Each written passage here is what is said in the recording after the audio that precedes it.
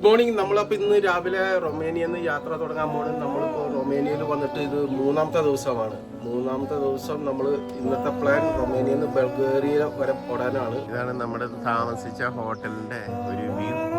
ജോബി അവിടെ വണ്ടി ക്ലീൻ ആക്കുന്നുണ്ട്. ഇത് BMW K1200. ഇത് റുമേനിയയിലെ ലാക്കൂൾ വിഡ്രോർ എന്ന് പറഞ്ഞ ഒരു ലേക്കാണ്. ടാറിങ് ഉണ്ടായിരുന്നു പണ്ടൊക്കെ, വലിയ ടാറിങ് ഒന്നുമില്ല. ഇവിടെ കുറച്ച് ആൾക്കാർ ഫിഷിങ് അങ്ങനത്തെ പരിപാടികളൊക്കെ, ഇവിടെ ബോട്ടിംഗ് ഒക്കെ ഉണ്ട്. ഈ ലേക്ക് വിഡ്രോറിൽ നമ്മൾ വരികയാണെങ്കിൽ ബോട്ടിങ്ങിനൊക്കെ കണക്കാക്കി വരികയാണെങ്കിൽ ഈസി ആയിരിക്കും. ഇതിൻ്റെ താഴെ കാണിച്ചു തരാം, കണ്ടോ ഈ സൈഡിൽ ലേക്ക്. അപ്പോൾ ഈ ലേക്കിന് എത്രമാത്രം ഡെപ്ത് ഉണ്ടെന്ന് നോക്കി.